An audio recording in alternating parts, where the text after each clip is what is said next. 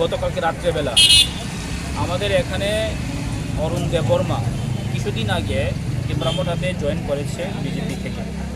তো এটা হচ্ছে মেহের কালীবাড়ি রোড লেকচমড়ির পাশে আগরতলাতে ওনার ওয়াইফ ভাড়া থাকতো এবং ওনার ওয়াইফ এখনও ভিতরে আছে। গতকালকে রাত্রেবেলা কিছু বিজেপির কর্মী বলতে আমি দুষ্কৃতই বলব, দ্রব্যজলার কিছু লোক এসে তার বাড়িতে 2 দিন ধরে দরজা জানালা লাঠি অনুষ্ঠান মারে এবং হ্যারাসমেন্ট করার জন্য চেষ্টা করেছেন।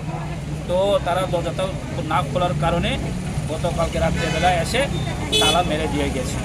তো এখন আমি এসডিপির সঙ্গে কথা বলেছে, তো আরও এখন বসে আছে।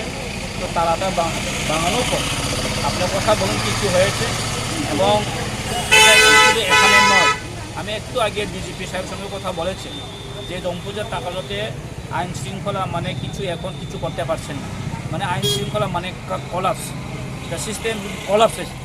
তো তার জন্যই বলেছি মানে এইরকম গুন্ডাগিরি এরকম সন্ত্রাস করে কিছু লাভ হবে না।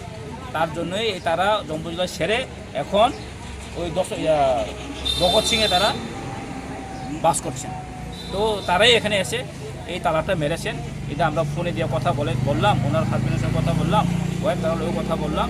তো তারা নাম বলবে কে এসেছে, জানি আমরা কে এসেছে, তার নামে আমরা কমপ্লেন করবো। তাছাড়া স্যার আমি একটা কথা বলছি, তাছাড়া এটা তো আমাদেরই এলাকা, মিউনিসিপ্যাল এলাকা। তো এখানে এরকম একটা ঘটনা ঘটেছে, এটা মানে আমরা ভাবতেই পারি না। আর তাছাড়া এখানে শুনেছি একজন অন্তঃসত্ত্বা মা আছেন, গর্ভবতী মা আছেন।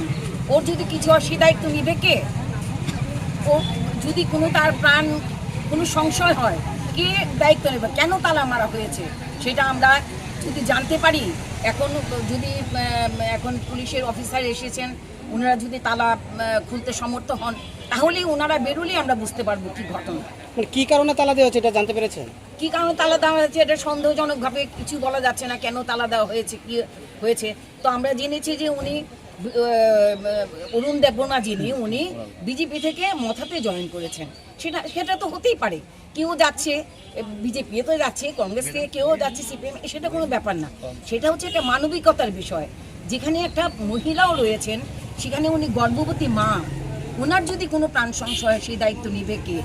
সেই জন্য আমাদের এমএলএ সাহেব এসেছেন, আমাদের শ্রদ্ধা প্রেসিডেন্ট মহাশয় এসেছেন। যতটুকু শুনতে পেরেছেন এটা কি মথাতে যোগদান দেওয়ার জন্য ফলেই এই কর্মটা হয়েছে? এটা একটা সন্দেহমূলক হচ্ছে, কারণ যেহেতু এরকমভাবে একজন সমর্থক কর্মীদের এরকম করা হচ্ছে, তাহলে আমরা ধরেই নেব এটা হচ্ছে।